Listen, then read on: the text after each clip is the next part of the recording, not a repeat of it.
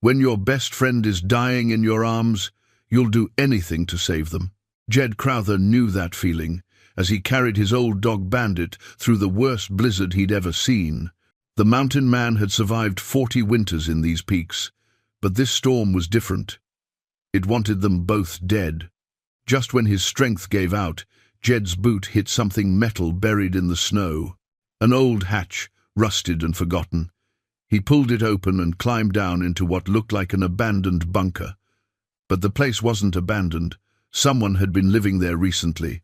The beds were made, food was stocked, and a fire burned warm in the hearth. Then Jed saw something that made his blood run cold. His own name carved into the wooden table. But how could that be when he'd never been here before? Before we jump back in, tell us where you're tuning in from, and if this story touches you, make sure you're subscribed, because tomorrow I've saved something extra special for you. Jed Crowther had carried many burdens in his 62 years, but none heavier than the limp body of his faithful companion. Bandit's breathing came in shallow gasps, each one weaker than the last, as Jed gently laid the old dog on a worn military cot in the corner of the mysterious bunker. "Easy, boy," he whispered, his weathered hands trembling as he checked Bandit's pulse. "We're gonna be just fine now." But even as he spoke the words, Jed's mind raced with questions that had no easy answers. How long had he been wandering these mountains? 20 years? 30? The memories seemed to blur together like snowflakes in a whirlwind. All he knew for certain was that one day he'd awakened in a hospital with gaps in his memory and a profound need to disappear into the wilderness. Bandit had been with him from the start, or had he? The bunker itself defied explanation. The concrete walls were solid, professional work, not some prospector's cave or hunting cabin. Military-grade insulation kept the interior warm, despite the howling storm above.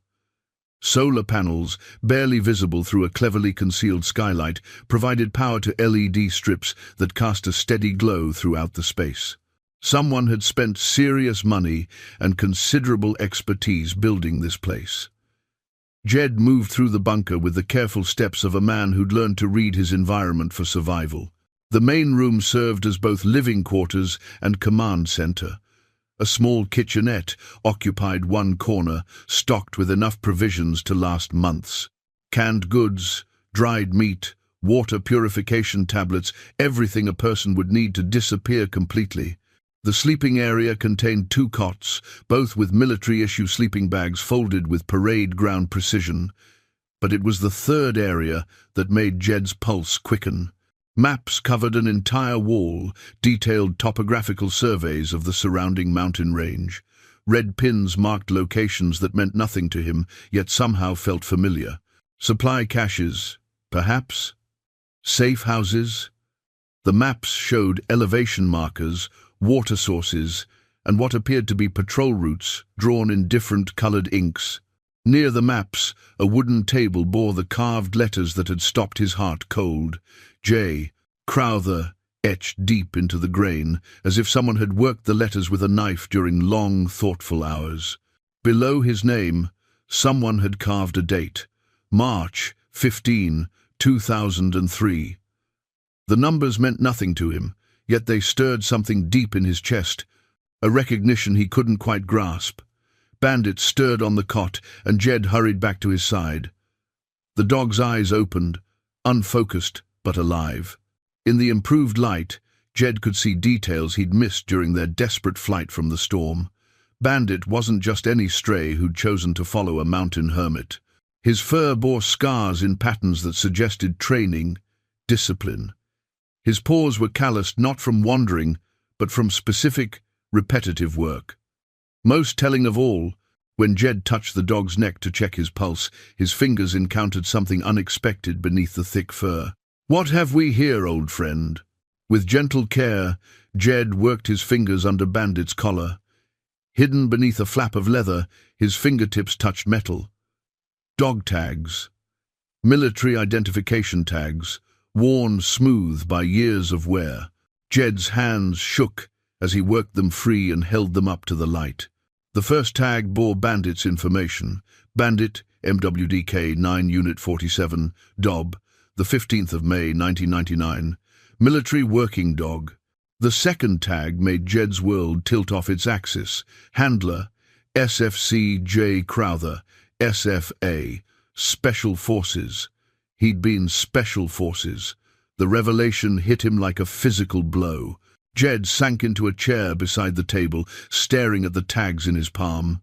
Bandit wasn't just his companion, the dog had been assigned to him, trained with him. They'd served together in some capacity that his damaged memory couldn't access. "Sergeant First Class," he whispered to the empty bunker. "What the hell happened to us, boy?" Bandit's tail gave a weak thump against the cot, as if the dog understood more than he could express. Those intelligent brown eyes held depths that Jed was only beginning to fathom. How many missions had they completed together? How many dangers had they faced? And why couldn't he remember any of it? The storm outside seemed to be weakening, the howling wind dropping to a steady moan. Jed knew he should be planning their next move, figuring out how to get Bandit proper medical attention once the weather cleared. Instead, he found himself drawn back to the maps, studying them with new eyes. The patrol routes made sense now. Someone, possibly him, had mapped this entire region with military precision. Supply caches, observation points, extraction routes. This wasn't just a bunker, it was an operational base. But for what operation? And who had been the enemy? As he traced one of the routes with his finger, a memory surfaced like a bubble, rising through dark water.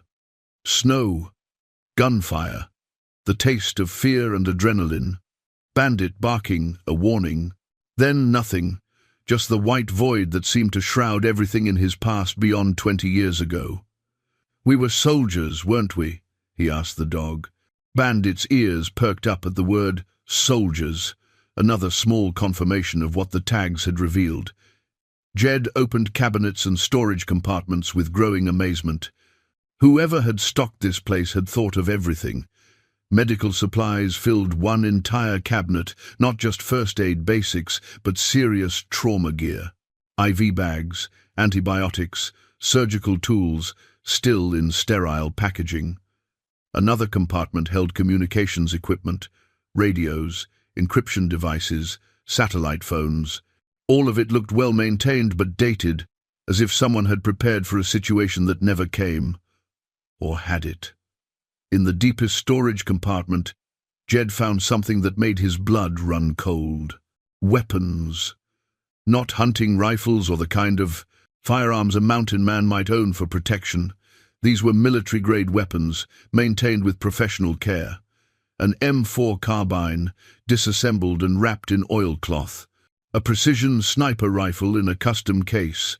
Handguns in sealed containers, enough ammunition to fight a small war. Why would a simple mountain man need an arsenal like this? The answer came with another fragment of memory.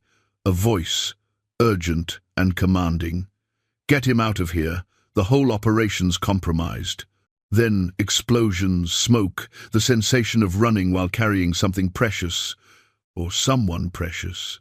Jed's hands moved to his temples, massaging away the headache that always came with these memory flashes.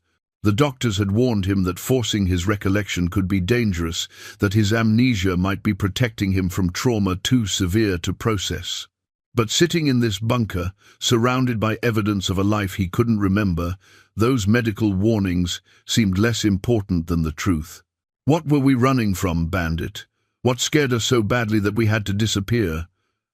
The dog struggled to his feet, moving carefully but with determination. He walked to Jed and pressed his head against his handler's leg, offering comfort in the way that only dogs could. It was a gesture both familiar and heartbreaking, because Jed could sense the decades of loyalty behind it, even if he couldn't remember earning it.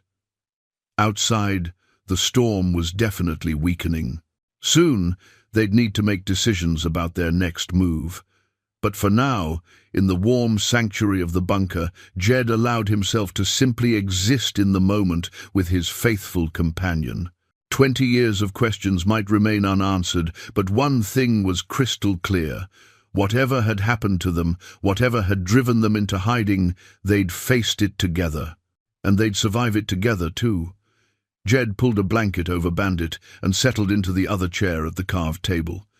His fingers traced his own name in the wood, wondering about the man who'd carved it. That man had known something, had been someone that current Jed couldn't access, but maybe, with time and patience, those memories would return. Maybe it was time they returned.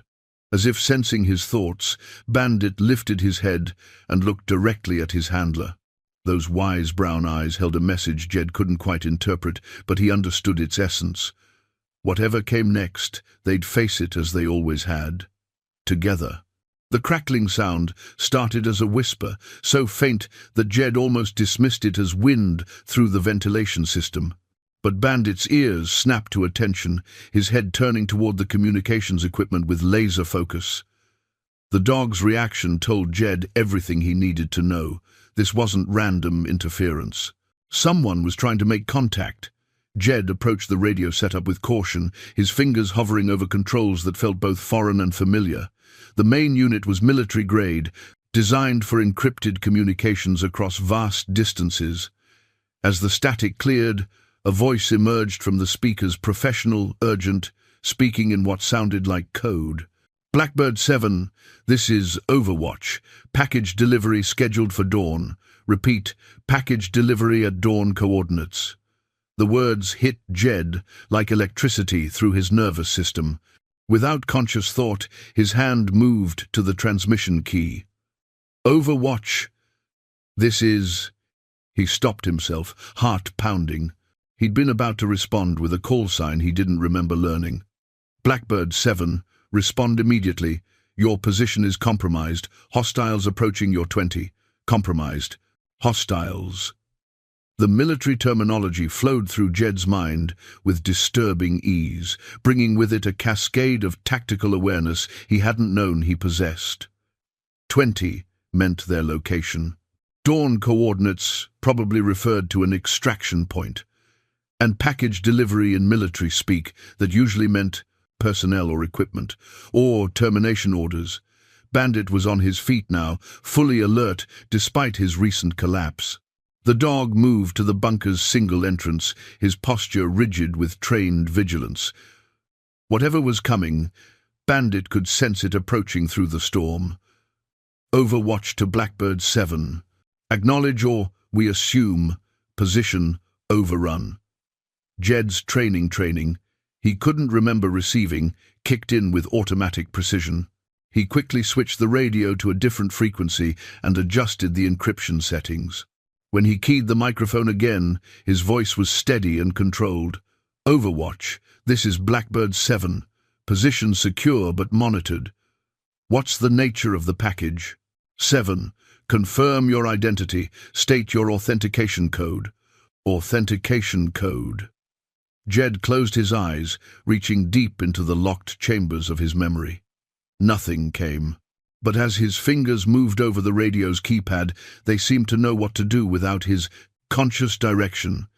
He found himself typing a sequence, 47392. Authentication code 47392, he transmitted. A pause. Then confirmed. 7. Package is cleanup crew. Your extraction was supposed to be temporary. Someone upstairs decided to make it permanent. ETA, 15 minutes. Cleanup crew. The phrase sent ice through Jed's veins. In military parlance, cleanup crews weren't sent to tidy up. They were sent to eliminate loose ends. Evidence. People who knew too much. Understood, Overwatch. Will prepare to receive package. Negative. 7. Package is not friendly. Repeat. Not friendly. Suggest immediate relocation to Alpha Point. Jed looked around the bunker with new eyes. This wasn't just a safe house, it was a trap. Someone had been using it to monitor him, to keep track of his location, and now they'd decided he was too much of a liability to leave alive. The radio crackled again with a different voice, harsh and commanding. All units, target, is confirmed at primary location. Move in, fast and clean. No survivors. Jed killed the radio and moved with sudden urgency. Bandit was already at the weapons locker, his training overriding his recent illness. The dog's recovery seemed miraculous, but Jed realized it probably wasn't recovery at all. It was adrenaline and deeply ingrained conditioning taking over. "Looks like our quiet retirement just ended, boy," Jed muttered as he rapidly assembled the M4 carbine. His hands moved with muscle memory, checking the action, loading magazines, adjusting sights. 20 years of amnesia couldn't erase the kind of training that had been burned into his reflexes. Through the concealed periscope system, another feature of the bunker, he was only now noticing, Jed could see dark figures moving through the storm. They moved with professional precision, spacing themselves in tactical formation as they approached the bunker's hidden entrance. These weren't random hikers or lost hunters. These were soldiers, and they were here to kill him. But why? What had he done, or what did he know that made him worth murdering after 20 years of peaceful isolation? The answer would have to wait. Right now, survival was the only priority. Jed quickly inventoried their situation. The bunker had 2 exits, the main hatch they'd entered through, and an emergency tunnel that led to a concealed exit about 50 yards away. The tunnel was narrow but would allow them to escape undetected if they moved quickly. "Bandit, tunnel," he commanded, pointing toward the rear of the bunker. The dog immediately understood, moving toward the emergency exit with the fluid grace of a trained military operative. Whatever illness had afflicted him during the storm was completely gone now, replaced by the alertness and capability of a seasoned combat veteran. As Jed gathered essential supplies, ammunition, medical kit, emergency rations, the bunker's motion sensors began chirping softly. The cleanup crew was directly above them now, probably setting up to breach the main entrance. He had maybe 2 minutes before they came through that hatch with overwhelming firepower. A memory surfaced unbidden. Another bunker. Another desperate escape. The smell of cordite and the screams of dying men. The image was fragmentary, but it carried an emotional weight that nearly staggered him. He'd been in this situation before. People had died because of him, or because of what he knew. The thought should have paralyzed him with fear or guilt, but instead it sharpened his focus to a razor's edge. Whatever had happened in the past, whoever these people were who wanted him dead, they'd made a crucial mistake. They'd threatened Bandit, and they'd forced Jed into a corner. They were about to learn why that was a very bad idea.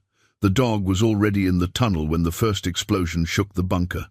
Shaped charges, designed to breach the main hatch without bringing down the entire structure.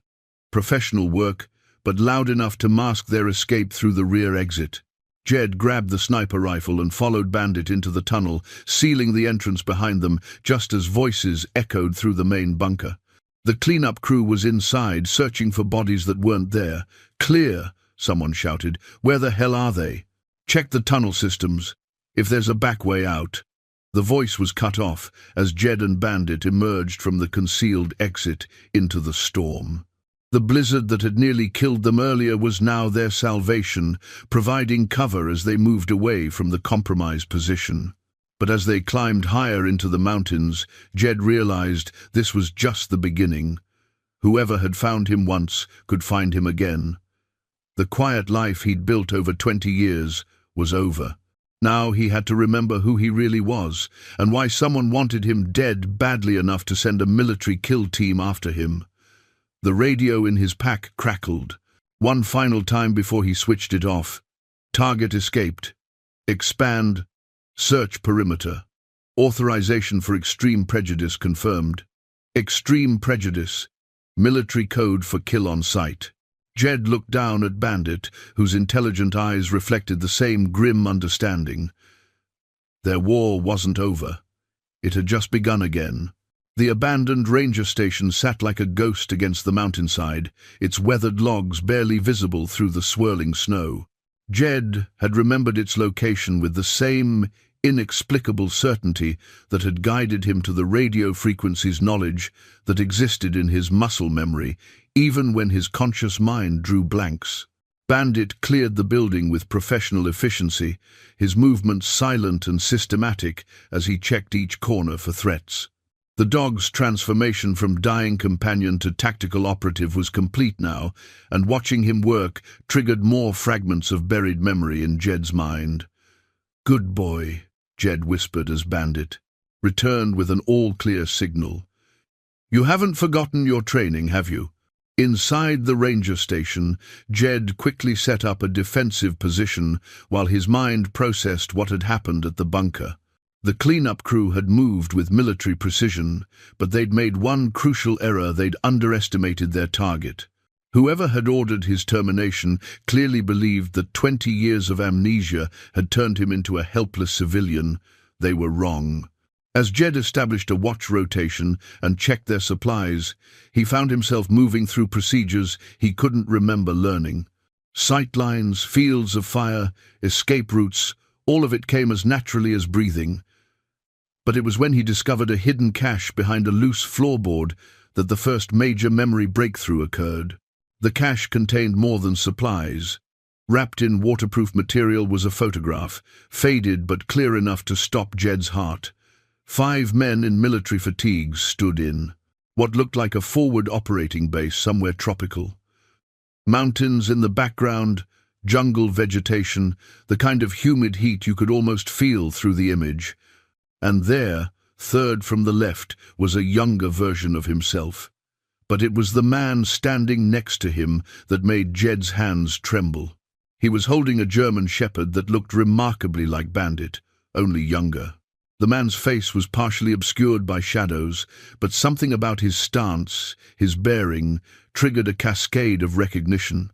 "Matthews," Jed whispered, the name surfacing from nowhere. "Lieutenant Colonel David Matthews." The memory that followed was fragmentary but intense. Matthews had been his commanding officer, a man who inspired fierce loyalty in his troops. But something had gone wrong.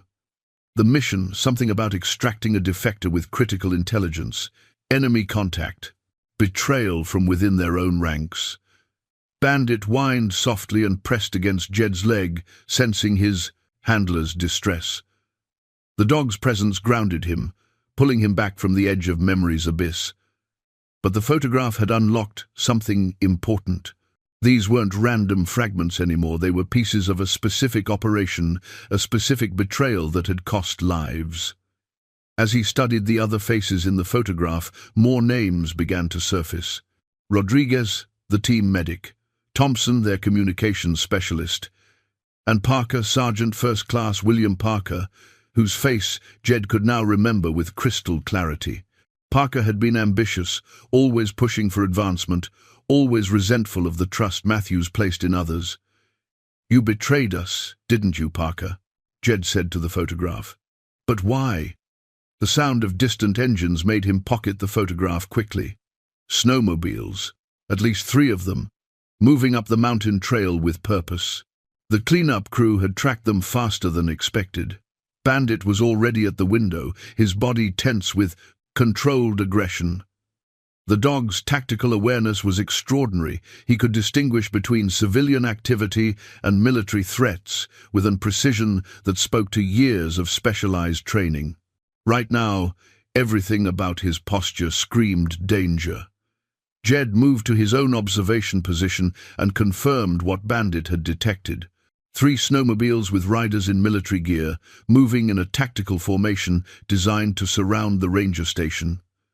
They'd found his trail despite his efforts to mask it. These weren't ordinary soldiers, they were tracking specialists, probably with the same special forces background he was beginning to remember. "Time to go, boy," he murmured, but Bandit was already moving toward their predetermined exit route. They slipped out the back of the ranger station just as the assault team reached the building's perimeter. Through the storm, Jed could hear them coordinating their approach with professional hand signals and whispered commands. Good. Soldiers following orders, but orders that meant his death. As they climbed higher into the mountain wilderness, fragments of tactical knowledge continued to surface in Jed's mind. How to move silently through snow, how to mask their trail, how to use terrain for concealment and advantage. The skills were all there, perfectly preserved despite 2 decades of dormancy. But it was Bandit's behavior that provided the most startling revelation. The dog wasn't just following, he was actively participating in their evasion, using techniques that no ordinary pet could know. At one point, Bandit actually led Jed to a specific rock formation that provided perfect concealment from aerial surveillance. The dog had remembered patrol routes and hiding spots that Jed's conscious mind had forgotten. "How many missions did we run together, boy?" Jed asked as they sheltered in a natural cave. "How many times did we do exactly this?" Bandit's response was to move to the cave entrance and assume a guard position that was textbook military protocol. The dog knew they were being hunted, understood the tactical situation, and was acting accordingly. Whatever training they'd received, it had created a bond that transcended normal human-animal relationships. The photograph in Jed's pocket seemed to burn against his chest, a tangible link to a past that was slowly, painfully reassembling itself. He pulled it out again, studying the faces of his former teammates. Good men, most of them. Men who'd trusted him with their lives. Men who'd died because someone had betrayed their mission. The realization hit him like a physical blow. The cleanup crew wasn't just trying to kill him to tie up loose ends. They were trying to silence the only surviving witness to a betrayal that had cost American lives. He was living proof that someone high up in the chain of command had sold out a special forces unit for money, power, or ideology. "That's why they want us dead," he told Bandit. "We know something that could bring down some very powerful people." The dog's ears twitched, and he turned toward the cave entrance with sudden alertness. Voices carried on the wind, their pursuers were closer than expected, and they were using dogs of their own to track their scent trail. Jed quickly assessed their options. They could continue running, but the pursuit team had resources he couldn't match indefinitely, or they could make a stand, but he had no idea how many people were hunting them or what kind of support they had. The third option was the most dangerous. He could try to remember more about the original mission, about what exactly he knew that made him worth killing. But forcing those memories could trigger psychological trauma that would leave him helpless at the worst possible moment. Looking into Bandit's intelligent eyes, Jed made his decision. Whatever risks lay in recovering his past, the alternative was certain death for both of them. It was time to remember who he'd been, and what he'd learned that someone was willing to kill to keep secret. The hunt was closing in, but Jed was no longer running blind. He was beginning to remember that he'd been the hunter once, too. The metal filing cabinet had been hidden behind a false wall in the cave system, so well concealed that only someone with intimate knowledge of the location could have found it. As Jed's hands moved over the hidden catch mechanism with unconscious familiarity, he realized he'd been here before, many times before. Operation Whiteout, he read aloud from the folder tab, his voice barely a whisper in the darkness. The words triggered an immediate physical response. Sweating palms, accelerated heartbeat, the taste of copper in his mouth. His body remembered what his mind had tried to forget. Bandit pressed close against his leg as Jed opened the first file. The dog's warmth was reassuring, a steady presence in the face of revelations that threatened to overwhelm him. The documents inside were classified at the highest levels, the kind of intelligence that could reshape international relations if it fell into the wrong hands. The mission briefing was dated March 1st, 2003. Operation Whiteout. Extract a Russian nuclear scientist who had information about weapons-grade plutonium being sold to terrorist organizations. The scientist, Dr. Yuri Volkov, had contacted American intelligence through back channels, offering to defect in exchange for protection for his family. Jed's team had been chosen for the extraction because of their success record in hostile territory operations.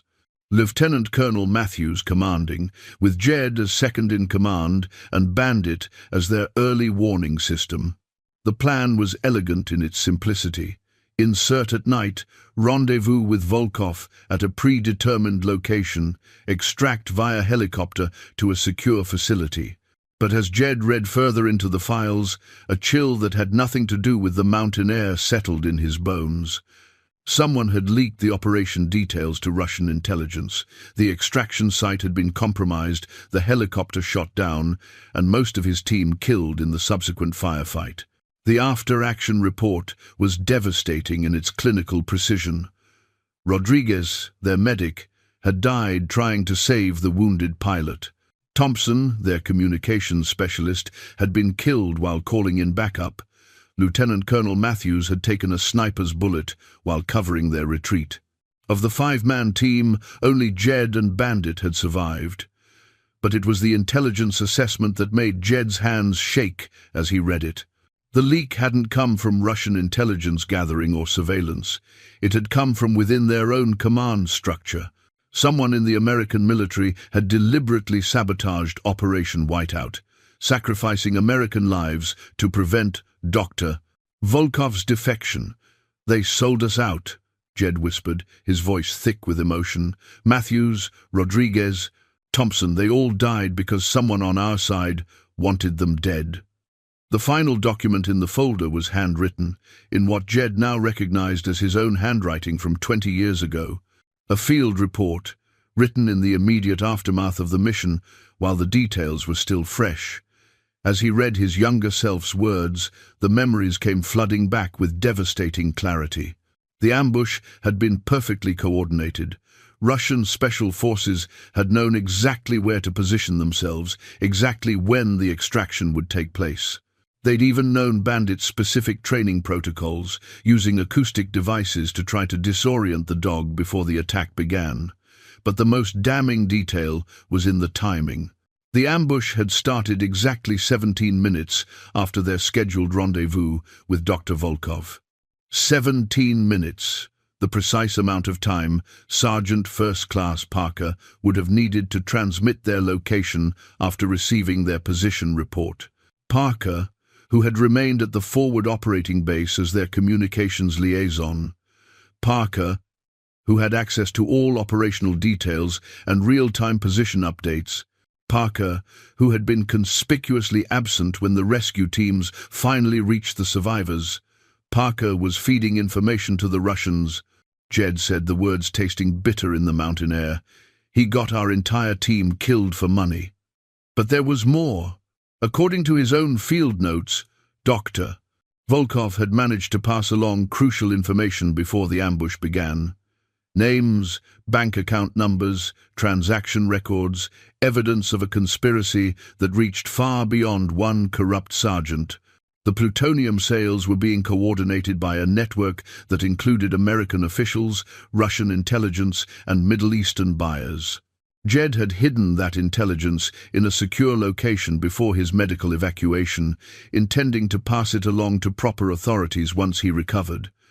But his recovery had involved memory suppression therapy, supposedly to help him deal with the trauma of losing his entire team. In reality, it had been an elaborate cover-up, designed to bury the evidence of treason that could have exposed dozens of conspirators. "They didn't just take our memories, boy," he told Bandit, whose intelligent eyes seemed to understand every word. "They tried to erase the proof of what Parker and his handlers did to our team. The sound of helicopters echoing through the mountain passes made both man and dog freeze. The pursuit was escalating, bringing in aerial assets that would make hiding much more difficult. But the revelation in the files had changed something fundamental in Jed's thinking. He was no longer just running from unknown enemies, he was the keeper of evidence that could bring justice for his fallen teammates. As he carefully repacked the files, Jed's tactical mind began working through new possibilities. The cleanup crew wasn't just trying to eliminate a loose end, they were trying to destroy the last witness to a conspiracy that was probably still active. Parker might be dead by now, but the network he'd served could still be operating, still selling American secrets and getting American soldiers killed. "We need to get this evidence to someone who can use it," he told Bandit, as they prepared to leave the cave. Matthews, Rodriguez, Thompson, they deserve justice, even if it's 20 years late. But first, they needed to survive long enough to deliver that justice. The helicopters were getting closer, their rotor wash creating miniature blizzards in the thin mountain air. Thermal imaging would make concealment nearly impossible, and Jed's aging body couldn't sustain the kind of evasive maneuvering that had kept them alive so far. That's when Bandit did something that reminded Jed why military working dogs were considered force multipliers rather than just companions. The dog moved to a specific section of the cave wall and began pawing at what looked like solid rock. When Jed investigated, he found another hidden cache, this one containing communication equipment and detailed maps of the surrounding area. The map showed safe houses, supply drops, and extraction points that his younger self had established as backup plans. Operation Whiteout might have failed, but the man who'd planned it had been thorough enough to prepare for multiple contingencies. Looking at those maps, Jed realized that his amnesia had been both a curse and a blessing. It had hidden the evidence from his enemies, but it had also hidden his own preparations from himself. Now, with his tactical memory returning, he had resources his pursuers didn't know existed. The hunt was far from over, but the hunted was becoming the hunter again. The silver compass felt warm in Jed's palm, despite the mountain cold, its weight familiar in a way that spoke to years of dependence. As he turned it over, the inscription on the back brought another surge of memory. To my most trusted sergeant, find your way home, D. Matthews, March 2003.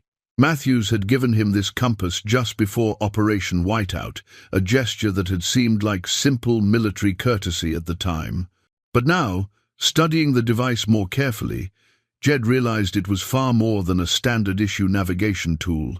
The compass face bore subtle markings that weren't part of the original manufacturing coordinates, etched so faintly they were barely visible unless you knew to look for them. He knew something was wrong. Jed murmured to Bandit as they huddled in the shelter of a rock overhang. Matthews suspected the mission was compromised, so he gave us a backup plan. The coordinates led to a location 15 miles northeast of their current position, a difficult journey through hostile terrain, but not impossible for someone with Jed's training. What made it particularly challenging was the fact that their pursuers now had air support, making movement during daylight hours extremely dangerous. But it was the helicopter activity that revealed something crucial about their enemies' capabilities. Jed had been counting rotors, tracking flight patterns, and what he discovered made his blood run cold. The aircraft overhead weren't standard military transports. They were civilian contractors using equipment that belonged to a private military company. "This isn't an official operation, boy," he told Bandit as another helicopter passed overhead. "Someone's using mercenaries to clean up their mess." The implications were staggering. If the conspiracy behind Operation Whiteout was still active after 20 years, it had grown far beyond a simple case of military corruption. Private military companies required serious funding and high-level political protection. The people who wanted him dead weren't just covering up an old betrayal, they were protecting an ongoing criminal enterprise. As they waited for darkness before making their move toward Matthews' coordinates, Jed found his tactical memory continuing to reassemble itself. The process was painful, like bones knitting back together after a complex break, but each recovered fragment made him more formidable. He remembered how to read terrain for defensive advantages, how to set improvised explosive devices using common materials, how to turn his environment into a weapon against better-equipped enemies. Most importantly, he remembered how to think like Lieutenant Colonel Matthews, a commander who always planned 3 moves ahead and never left his people without options. When full darkness finally arrived, Jed and Bandit began their careful journey toward the coordinates. The dog's night vision and acute hearing made him an invaluable early warning system, while Jed's returning knowledge of mountain warfare kept them invisible to the thermal imaging systems sweeping the area. It took them 6 hours of careful movement to reach Matthews' coordinates, avoiding 2-foot patrols and staying well clear of the helicopter search patterns. What they found when they arrived was another testament to Matthew's foresight and preparation. The location was an abandoned mining claim that appeared completely unremarkable from the surface, but following the compass directions precisely led them to a concealed entrance that opened into a natural cave system. Inside, Matthews had established what could only be described as a complete backup command center. "Jesus, Matthews," Jed whispered as he surveyed the hidden facility. "You really were planning for everything." The cave contained enough supplies for a small unit to operate independently for months. Food, water, ammunition, medical equipment, and communication gear, all of it carefully preserved and maintained. But it was the intelligence materials that revealed the true scope of Matthew's preparation. Wall charts showed the complete organizational structure of Operation Whiteout, including communication protocols, supply chains, and personnel files. But more importantly, they showed alternative networks that Matthews had suspected of corruption. Parker's name appeared on multiple charts, connected by red lines to other names that made Jed's heart race. Colonel Richard Hawkins, their division commander. General Patricia Morrison, who had authorized the mission. Deputy Director James Fletcher from the Defense Intelligence Agency. All of them connected in a web of relationships and financial transactions that painted a picture of systemic corruption reaching to the highest levels of military and intelligence leadership. Matthews knew, Jed said, studying the charts with growing amazement. He knew the whole thing was rotten, and he was building a case against them. But the most stunning discovery was in Matthews' personal files. The lieutenant colonel had been conducting his own investigation into the plutonium sales network, using his position and clearance to gather evidence of treason that went far beyond Operation Whiteout. What Dr. Volkov had offered wasn't just intelligence about weapons sales, it was corroboration of evidence that Matthews had been collecting for years. The conspiracy wasn't just about money or ideology, it was about power. A network of military and intelligence officials had been systematically selling American secrets to foreign powers, using the profits to fund black operations that served their own interests rather than national security. Operation Whiteout had been compromised because success would have exposed their entire enterprise. As Jed studied Matthews' files, fragments of conversations began returning to his memory. Late-night discussions about discrepancies in weapons inventories, questions about mission authorizations that didn't follow proper channels. Matthews' growing suspicion that they were being used as pawns in someone else's game. "He tried to warn us," Jed said, his voice heavy with emotion. "In his own way, Matthews was trying to tell us that we were walking into a trap." Bandit's sudden alertness pulled Jed back to the present. The dog's ears were pricked toward the cave entrance, his body tense with warning. Outside, the sound of approaching voices carried on the night air.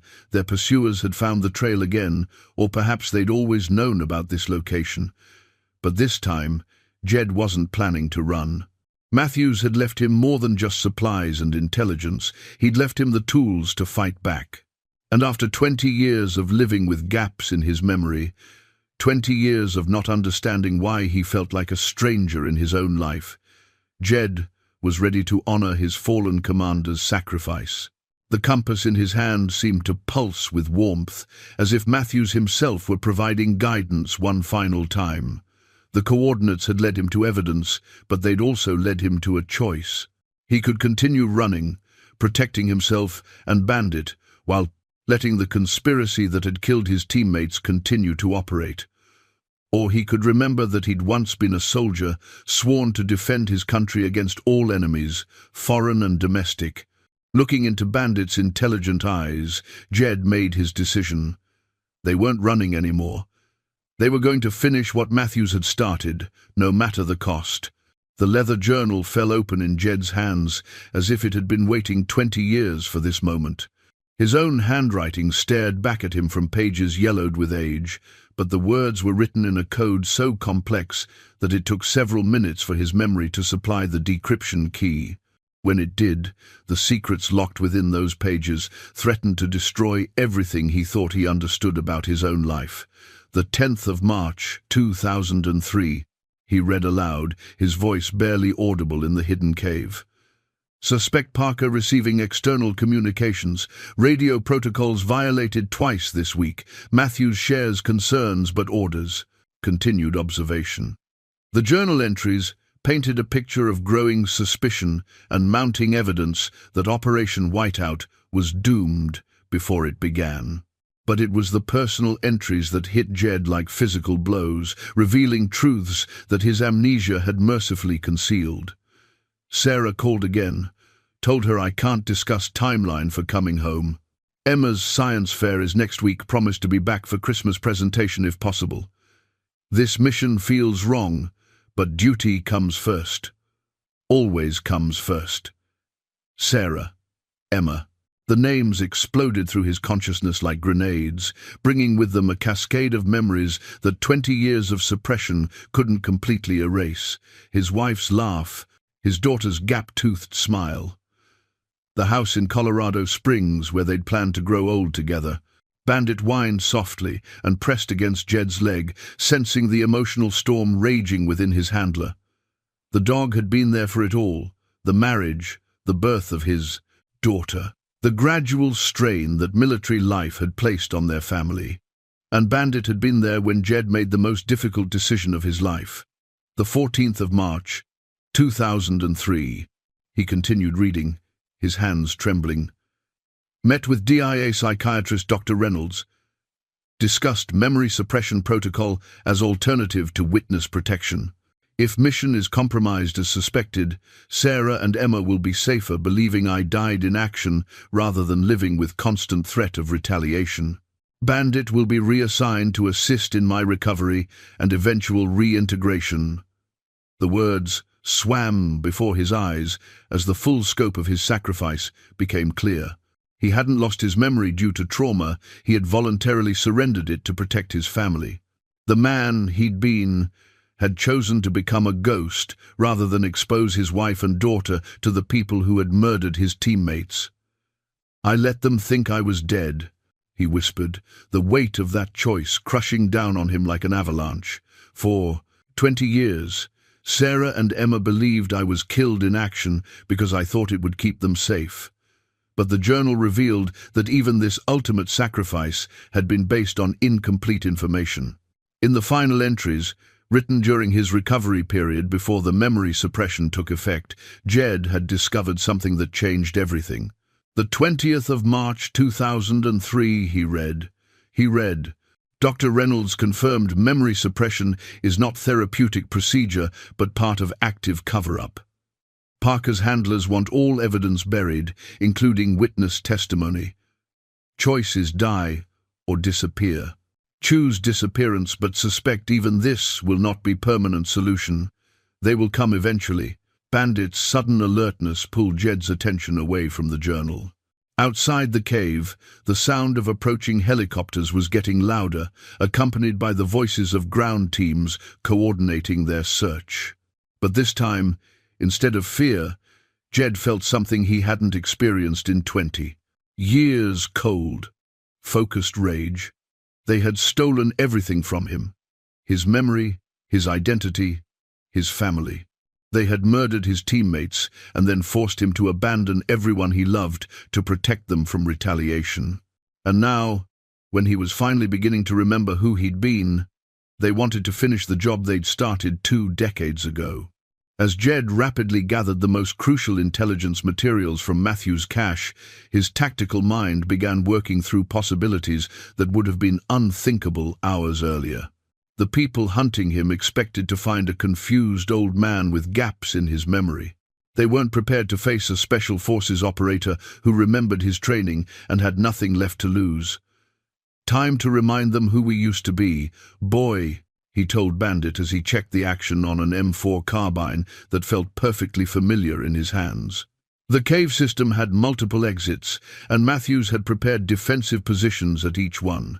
Claymore mines, improvised explosive devices, overlapping fields of fire that could turn the entire area into a killing ground. Jed's younger self had helped design these defenses, and now his older self was going to use them. But it was the communication equipment that offered the most promising option for changing the dynamic of their situation. Among Matthew's gear was a secure satellite phone with encryption protocols that bypassed normal military channels. More importantly, it had the contact information for people Matthews had trusted: journalists, investigators, and honest military officers who had been excluded from the conspiracy. "If we're going to die tonight," Jed said as he powered up the communication system, "we're going to make sure the truth dies with us." The first call went to Amanda Walsh, an investigative journalist who had been working on a story about missing plutonium when Operation Whiteout went bad. The second went to General Robert Carey, a man Matthews had trusted implicitly and who had been mysteriously reassigned immediately after questioning the official story of the mission's failure. To each of them, Jed transmitted the location coordinates of Matthew's cache and a brief explanation of what they would find there. If the cleanup crew succeeded in killing him tonight, the evidence would still survive.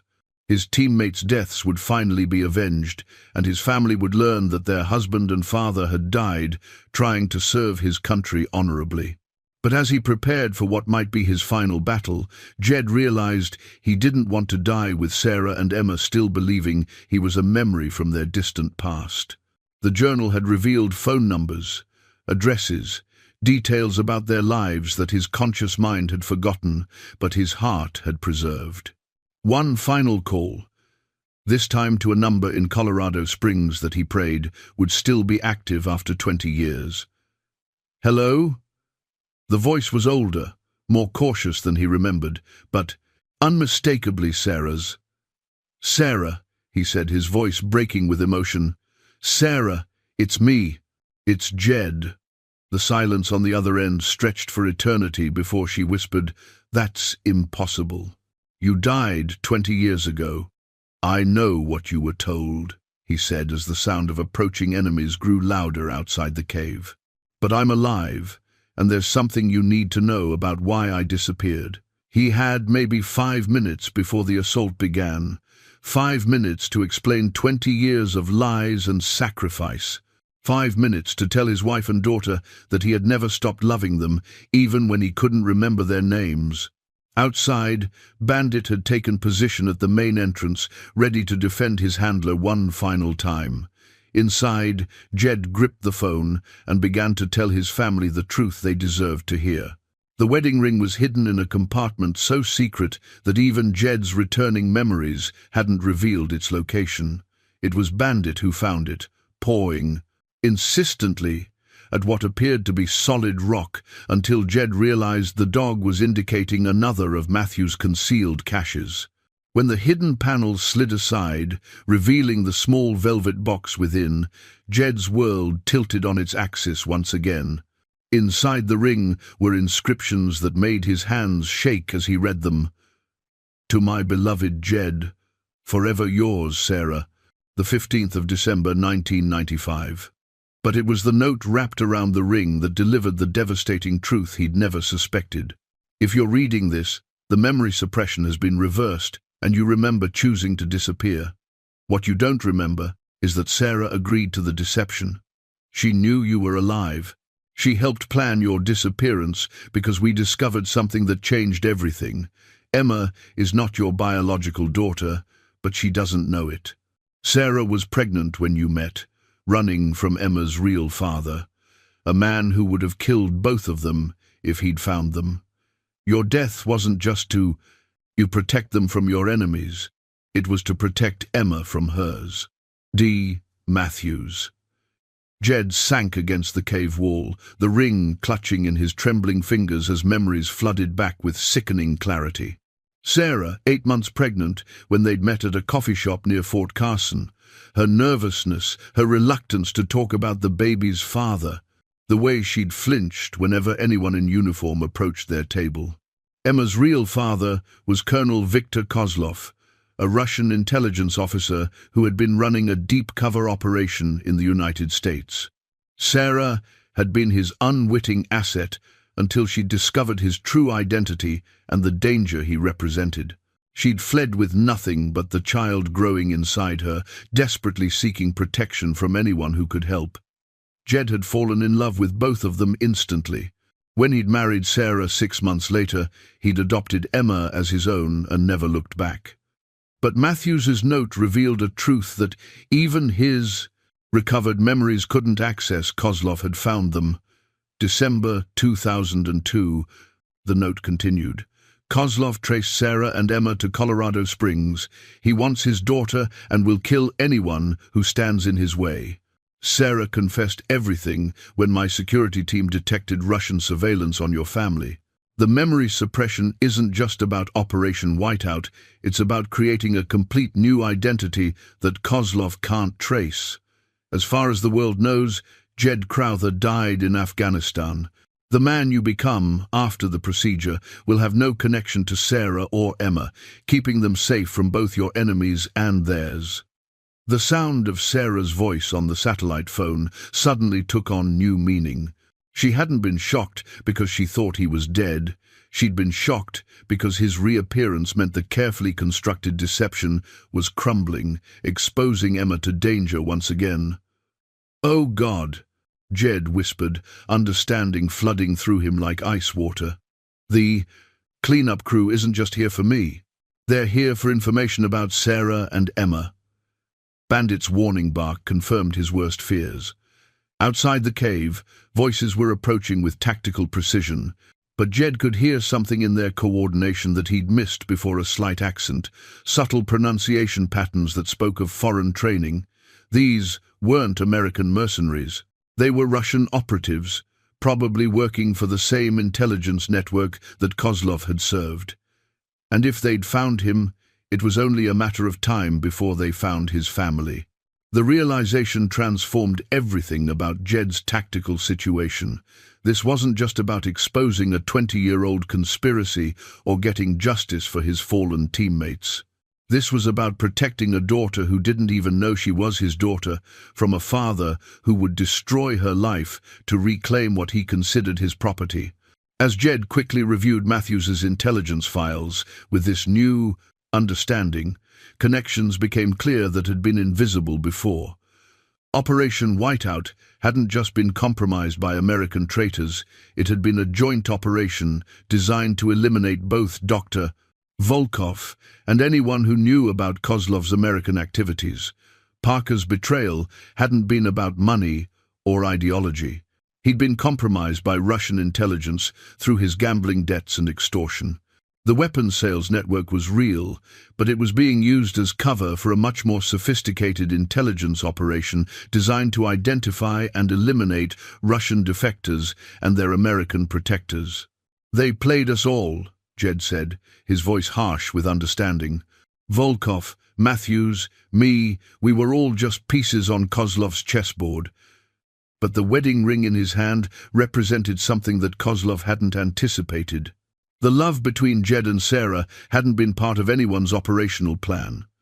Emma's adoption hadn't been a cover story. It had been a choice made by two people who had found something worth protecting in each other.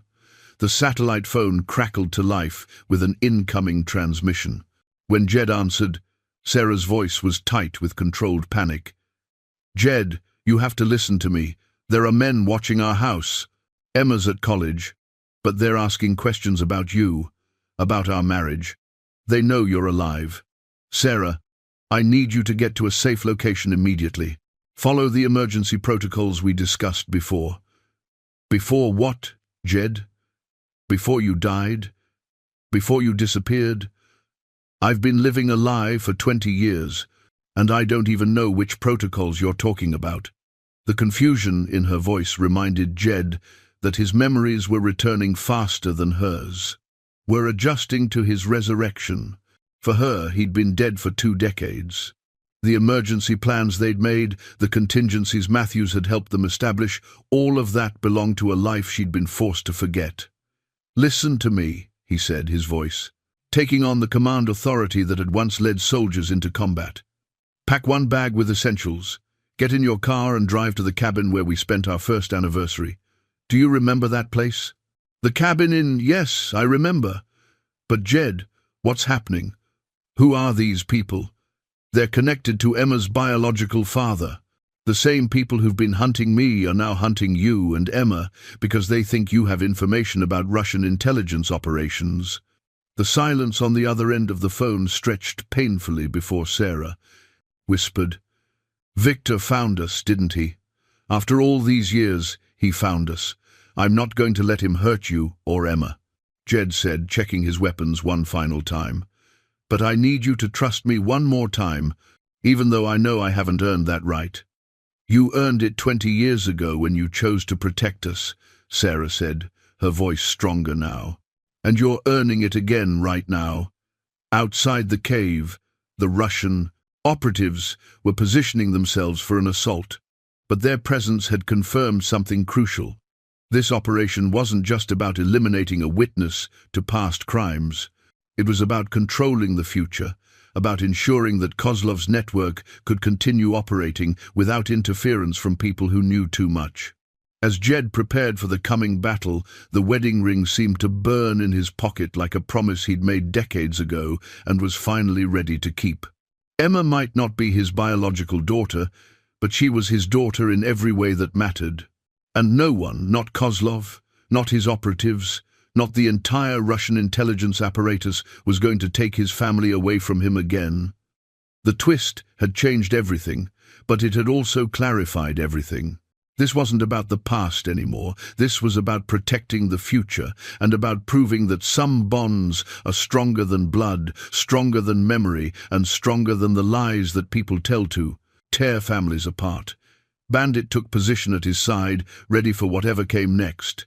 Together, they'd survived 20 years of separation, amnesia, and deception. Now they were going to find out if they could survive the truth. The tactical map spread across the cave floor looked like a battlefield commander's nightmare and a guerrilla fighter's dream. Jed's hands moved with practiced precision as he marked enemy positions, calculated fields of fire, and planned what military strategists euphemistically called multiple contingency scenarios. In plain language, he was preparing to kill as many Russian operatives as possible before they killed him. Through the night vision scope, he could count at least 12 hostiles moving into position around the cave system. Professional soldiers moving with the kind of coordinated precision that spoke to extensive training and combat experience. But they were making the same mistake that had cost American forces so dearly 20 years. They were underestimating their opponent. They think they're hunting a confused old man. Jed whispered to Bandit as he checked the detonation sequence for the Claymore mines Matthews had positioned throughout the approach routes. They have no idea they're walking into the same kind of trap that made their predecessors famous in Afghanistan. Bandit's response was to move to his assigned position near the cave's secondary entrance, his body language shifting into the focused alertness of a military working dog preparing for combat. Whatever physical effects had nearly killed him during the blizzard were completely gone now, replaced by the kind of tactical awareness that had made him invaluable during Special Forces operations. The satellite phone buzzed with an incoming message from Sarah. Reached the cabin. 2 cars followed me but turned back at County Road. Emma's safe at university, but asking questions about news reports of helicopter activity in the mountains. What do I tell her? Jed typed back quickly. Tell her the truth. She's old enough to understand that her safety depends on staying hidden until this is over. Does she still have the emergency contact procedures we established? The response came immediately. What emergency procedures? Jed, I've been living with the belief that you died in combat. There are 20 years of conversations we never had, 20 years of plans we never made. The reminder hit him like a physical blow. His recovered memories included detailed contingency plans that he and Sarah had developed before his disappearance, but from her perspective, those plans belonged to a different life, a different version of the man she'd married. The psychological impact of his resurrection was creating tactical vulnerabilities that their enemies could exploit. As he worked through the communication challenge, Jed's mind processed the larger strategic picture with the kind of analytical thinking that had made him valuable to Special Forces Command. Kozlov's operatives had found him through patience and systematic investigation, probably triggered by the renewed interest in Operation Whiteout that his reappearance had generated. But their timing suggested something more immediate than a 20-year vendetta. The answer came to him with chilling clarity as he reviewed Matthews's intelligence files. Emma was 21 years old, the same age as the daughter Kozlov had never been allowed to claim. And according to Sarah's messages, Emma was asking questions about the unusual military activity in her home region. "They're not just here to eliminate me," he realized, speaking aloud to organize his thoughts. "They're here because Kozlov wants to make contact with Emma before she learns the truth about her parentage." The tactical implications were staggering. If Kozlov's goal was to establish a relationship with his daughter rather than simply eliminate threats to his operation, then killing Jed was only part of a larger plan. The Russian operative would want to present himself as Emma's rescuer, the biological father who had finally tracked down his stolen child and eliminated the American soldiers who had kept them apart. It was a narrative that would appeal to a young woman who had grown up believing her adoptive father was a war hero killed in combat. Kozlov could position himself as the victim of American intelligence operations, forced to watch his daughter from a distance while enemy agents prevented their reunion. "Psychological warfare," Jed muttered, appreciating the sophistication of the plan even as it filled him with rage. "He's not just hunting us, he's preparing to recruit Emma by making himself look like the victim." The realization changed everything about Jed's tactical priorities. Killing Kozlov's operatives wouldn't solve the problem if the man himself was safely positioned to approach Emma with a carefully constructed story about her true parentage. Jed needed to not just survive the current assault, he needed to reach Emma before Kozlov could poison her mind with lies wrapped around carefully selected truths. But first, he had to deal with 12 trained killers who were probably less than 10 minutes away from beginning their assault on the cave system. Moving with the kind of controlled urgency that separated professional soldiers from amateur enthusiasts, Jed began activating the defensive systems that his younger self had helped Matthews install. Pressure plates connected to explosive devices, tripwires linked to flares that would illuminate target areas, and carefully positioned claymore mines that could turn narrow passages into killing zones. The beauty of Matthews's defensive plan was that it didn't require holding static positions against superior numbers. Instead, it was designed to channel attackers into predetermined kill zones while providing multiple escape routes for the defenders. Classic guerrilla warfare principles adapted to mountainous terrain and executed with military-grade equipment. As Jed moved through the final preparation sequence, fragments of tactical knowledge continued to surface from his recovered memories. How to use audio deception to mask movement patterns. How to exploit natural acoustics to amplify the psychological impact of explosions. How to coordinate with Bandit using hand signals that would be invisible to enemies using night vision equipment. "Just like old times, boy," he whispered to the dog as they took position for the opening phase of the engagement. But it wasn't just like old times, and Jed knew it. 20 years ago, he'd been fighting for mission objectives and unit cohesion, abstract concepts that motivated professional soldiers. Tonight, he was fighting for Emma's future and Sarah's safety, personal stakes that made him both more dangerous and more vulnerable than he'd ever been in combat. The first explosion shook the cave system as lead elements of the Tentin. Assault team triggered one of the outer perimeter devices. Shouts in Russian echoed through the mountain air, followed by the distinctive sound of tactical communication radios crackling with urgent status reports. "Alpha Team, report status." Was that contact or explosive device? Explosive device. "We have 2 casualties, both ambulatory. Continuing approach. Be advised, target may be more formidable than intelligence indicated. Proceed with enhanced caution." Enhanced caution. Jed almost smiled at the military euphemism. His enemies were discovering that their intelligence about a confused amnesia victim had been dangerously incomplete.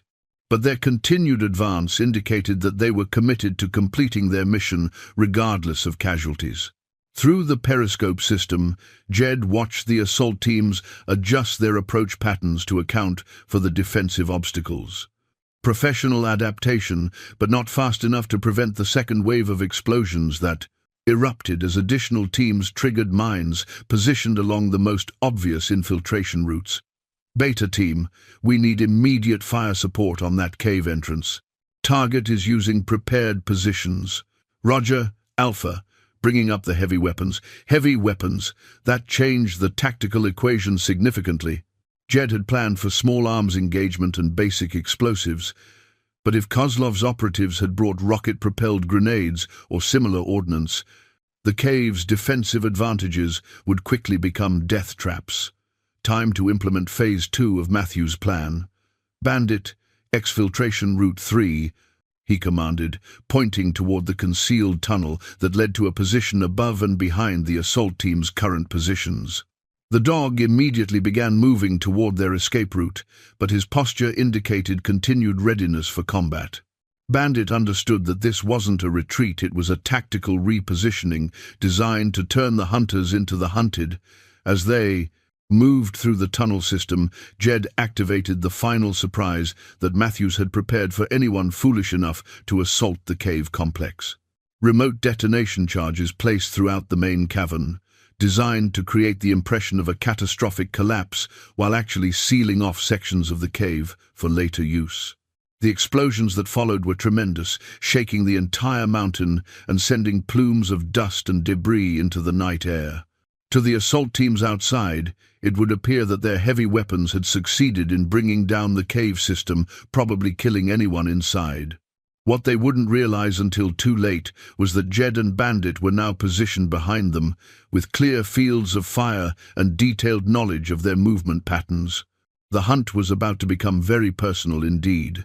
The sniper scope felt like an extension of Jed's soul as he settled into firing position on the ridge above the cave complex. 20 years of amnesia couldn't erase the kind of muscle memory that had made him one of the most feared marksmen in Special Forces history. The familiar weight of the rifle, the precise adjustment of the scope's elevation, the controlled breathing that would steady his aim, all of it returned with deadly precision. Through the scope's crosshairs, he could see the Russian assault team regrouping after the cave explosions, their tactical formation revealing both professional competence and fatal overconfidence. They believed their target was buried under tons of rock and debris, which made them careless about their positioning and communication security. 12 hostiles confirmed, he whispered to Bandit, who had taken position as his spotter and early warning system. Squad leaders at 2 and 10 o'clock, heavy weapons team centered on the main approach. Standard Spetsnaz formation, adapted for mountain warfare. The dog's ears twitched in acknowledgement, his attention focused on the approach routes that could bring additional enemies toward their position. Bandit's tactical awareness was extraordinary. He could distinguish between natural wildlife movement and human activity with an accuracy that surpassed most electronic surveillance systems. As Jed studied the enemy formation through his scope, he identified the assault team leader by his position and communication patterns. A tall man with the bearing of someone accustomed to command, probably a colonel or lieutenant colonel, based on how the other operatives deferred to his hand signals. But it was when the man removed his night vision goggles to study the cave complex that Jed's blood turned to ice. The face in his crosshairs belonged to Colonel Viktor Kozlov himself. "Son of a bitch came personally," Jed muttered, his finger moving instinctively toward the trigger before tactical discipline reasserted itself. Killing Kozlov would eliminate the immediate threat to Emma, but it would also trigger a response from the remaining operatives that could compromise his own survival. Through his earpiece, Jed could hear fragments of the Russian communications as they coordinated their next phase of operations. His facility with languages, another skill that had survived his amnesia, allowed him to understand their tactical discussions. Search Team Alpha. Begin excavation of primary entrance.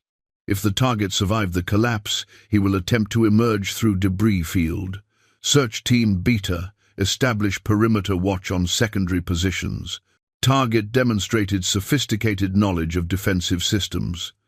Command Team, prepare extraction helicopter for Phase 2 operations. Timeline for Colorado objectives remains unchanged. Colorado objectives. They were planning to move against Sarah and Emma regardless of whether they found Jed's body in the cave ruins. The realization crystallized his tactical priorities. He couldn't just survive this engagement, he had to eliminate the entire assault team to protect his family. Moving with the patience that separated professional snipers from eager amateurs, Jed began calculating range, windage, and target priority. The heavy weapons team posed the greatest immediate threat to his position, but taking them out first would alert the others to his survival. Better to start with the perimeter guards, working inward toward the command group while maintaining the element of surprise. His first shot took the northernmost sentry through the head at a range of 300 meters, the suppressed rifle producing only a whisper of sound that was masked by wind through the mountain peaks. The man dropped silently, his absence unnoticed by teammates focused on the cave excavation. The second shot eliminated the southern perimeter guard 15 seconds later, creating a gap in their defensive coverage that would allow Jed to reposition if necessary. But it was the third shot that announced his presence to the surviving operatives, a careful shot that disabled the heavy weapon system by destroying its optical sights and leaving the gunner alive, but effectively blinded. Sniper! Sniper on the ridge! All units take cover and begin suppression fire. The response was immediate and professional, with the remaining operatives diving for whatever cover the rocky terrain provided, while their communications specialist began calling for backup support. But their training, excellent as it was for urban or jungle warfare, was insufficient for the kind of mountain combat that Jed had mastered over decades of special forces operations. From his elevated position, Jed could see movement patterns that were invisible to ground-level combatants. When two operatives attempted to flank his position by moving through what appeared to be concealed terrain, he was ready with shots that eliminated them before they could establish firing positions. But it was Kozlov's reaction that impressed Jed despite himself. Rather than seeking cover like his subordinates, the Russian colonel began moving tactically toward a position that would allow him to coordinate a more effective response. The man was clearly a combat veteran, someone who understood that defensive reactions would only delay the inevitable against a skilled marksman in prepared positions. "You want to play chess, Victor?" Jed whispered as he tracked the colonel through his scope. "Let's see how good you really are." The psychological warfare was beginning in earnest now, a deadly game between two experienced operators who understood that victory would go to whoever could outthink his opponent. But as Jed prepared for the next phase of the engagement, Bandit's warning growl alerted him to movement behind their position. Additional hostiles, probably a reserve team that had remained hidden during the initial assault. The tactical situation was becoming more complex, but Jed's determination was becoming stronger. These people had threatened his daughter and terrorized his wife. They were about to learn why that was a fatal mistake. The unit patch from Jed's old uniform had survived 20 years of hiding in the deepest pocket of his field jacket. The fabric faded, but the meaning as sharp as the day he'd first earned the right to wear it. As bullets snapped overhead and Kozlov's remaining operatives closed in from multiple directions, Jed touched the patch like a talisman, remembering the oath he'd taken to protect innocent lives, regardless of personal cost. The reserve team that Bandit had detected consisted of 4 additional operatives moving up the mountain with professional skill, using natural cover and coordinated fire to pin down Jed's position while Kozlov organized a frontal assault. They were good, very good, but they were also making the classic mistake of assuming their opponent was operating alone. What they didn't know was that Matthew's defensive preparations included more than just explosive devices and prepared firing positions. Hidden caches throughout the mountain contained remotely activated systems that could turn the entire area into a coordinated killing zone, controlled by a single operator who knew the activation codes. "Bandit, Cache 7, Jed whispered, pointing toward a concealed position that would give the dog access to one of Matthew's secondary weapons systems. The dog immediately understood, moving with the fluid precision of countless training exercises, as he activated a mechanism that had been waiting 20 years for this moment. The result was a series of coordinated explosions that eliminated the flanking team while simultaneously creating a smokescreen that masked Jed's movement to a new firing position. Through the chaos, Kozlov's voice could be heard shouting orders in Russian, his tone revealing both professional frustration and personal anger. The colonel was beginning to understand that he wasn't facing a confused amnesia victim, but rather a fully operational Special Forces soldier who had home field advantage on terrain he'd helped prepare for exactly this kind of engagement. All units concentrate fire on grid reference 7-7 Alpha. Target is using prepared positions, so we neutralize the positions themselves. The response was immediate and devastating. The remaining operatives began firing rocket-propelled grenades at every potential hiding spot on the ridge, systematically destroying cover that had taken years to develop. It was effective tactics, but it was also exactly what Jed had been waiting for. As the explosions erupted around his former position, Jed had already moved to the location where Kozlov would be forced to position himself to coordinate the bombardment. The Russian colonel was excellent at tactical thinking, but he was operating from doctrine that assumed his opponent would remain in static defensive positions. The shot that ended the engagement was taken from a range of less than 50 meters, close enough to see Kozlov's expression of surprised recognition in the moment before the bullet found its target. The colonel had finally realized he was facing the same soldier who had survived Operation Whiteout, but the realization came too late to save his life. The remaining operatives fought with the desperation of men who understood their situation was hopeless, but without Kozlov's leadership, they devolved into individual survival rather than coordinated tactics. Jed and Bandit eliminated them systematically, using the mountain terrain and prepared positions to turn what should have been a disadvantaged engagement into a tactical masterpiece. When silence finally returned to the mountain, Jed found himself standing over Kozlov's body with emotions he couldn't easily categorize. Relief that the threat to Emma was ended. Satisfaction that justice had been served for his murdered teammates, but also sadness for the waste of it all. The lives lost, the years stolen, the families destroyed, by men who viewed human beings as disposable assets in their games of power and ideology. The unit patch in his pocket represented something that transcended national boundaries or political loyalties.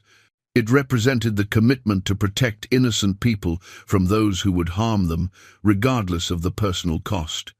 20 years ago, that commitment had cost him his memory and his family.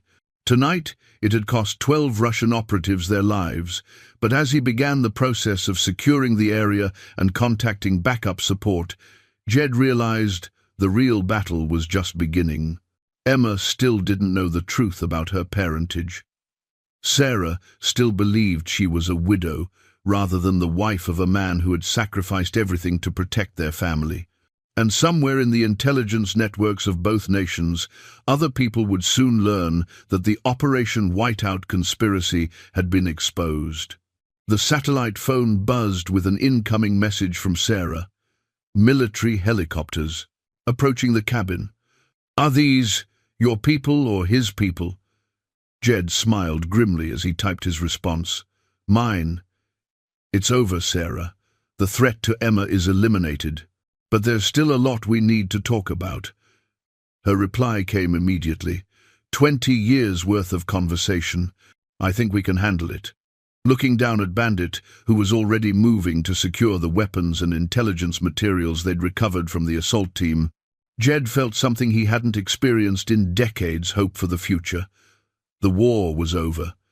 Now they could finally begin the peace. The new collar was simple brown leather, without the embedded technology or military markings that had defined Bandit's previous life.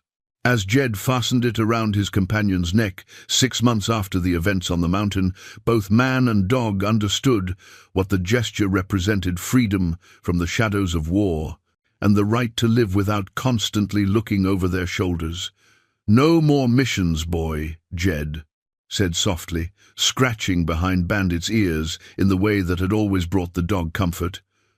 "No more codes, no more cover identities, no more hunting and being hunted, just us, being ourselves."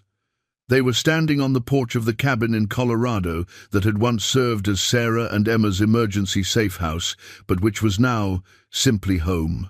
The same cabin where Sarah had fled after receiving Jed's warning about Kozlov's operatives, but which had been transformed in the months since into something none of them had dared hope for: a place where a family could rebuild itself after 20 years of enforced separation. The investigation that followed the mountain battle had vindicated everything Matthews had suspected and more. Congressional hearings had exposed the weapons sales network, resulting in the arrests of 17 current and former military officials. The Russian intelligence operation that Kozlov had been running was dismantled, with several diplomatic expulsions, and the closure of 3 front companies that had been operating on American soil. But for Jed, the most important outcome had been much more personal. The official recognition that Sergeant First Class Jedediah Crowther had been operating under deep cover for national security purposes rather than deserting his post or abandoning his family. The military honors that had been posthumously awarded 20 years earlier were quietly transferred to living recipient status, along with the back pay and benefits that Sarah had been denied during her supposed widowhood. Emma had taken the revelations about her parentage with a maturity that amazed both her parents. At 21, she was old enough to understand the complexities of the situation and wise enough to recognize that biology mattered far less than the love and sacrifice that had shaped her upbringing. "I always wondered why I felt so safe as a child," she'd told Jed during their first long conversation after his return. "Now, I understand that it was because you and Mom had planned for every possible threat, even the ones that seemed unthinkable." The relationship between Jed and Sarah had required more careful rebuilding. 20 years of grief, followed by the shock of resurrection, couldn't be erased by explanations or apologies. But they'd approached it with the same patience and determination that had allowed them to survive the original crisis, taking time to rediscover each other while acknowledging how much both of them had changed.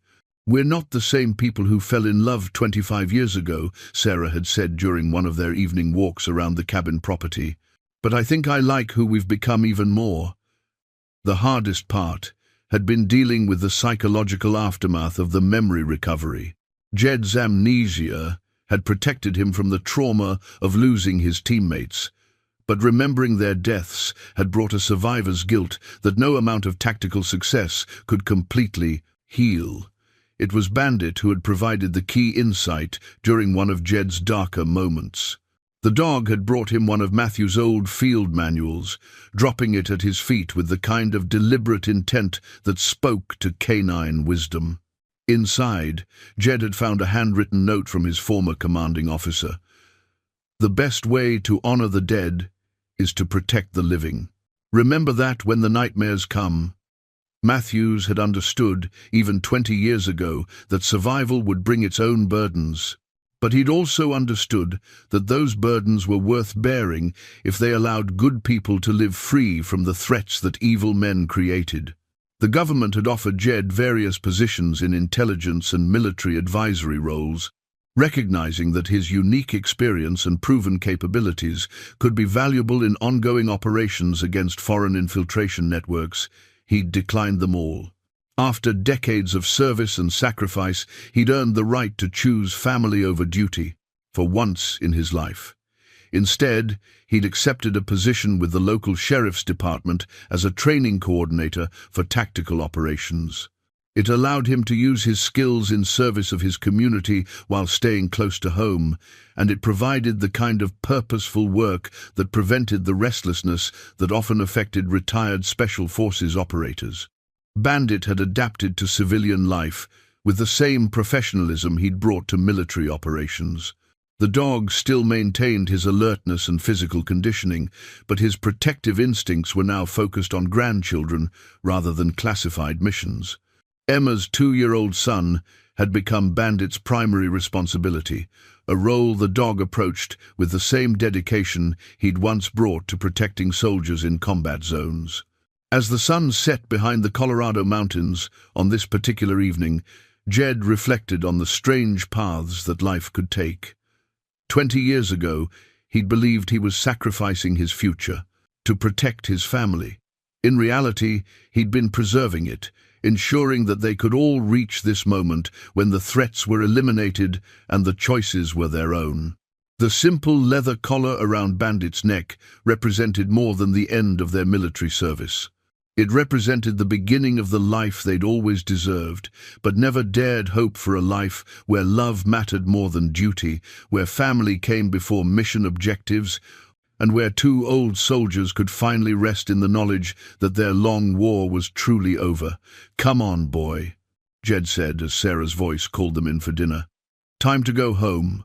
For the first time in decades, home wasn't a location they were protecting or an identity they were maintaining. It was simply the place where the people they loved were waiting for them, and where tomorrow held nothing more dangerous than the ordinary blessings of family life. It was everything they'd ever fought for, and everything they'd finally earned the right to keep.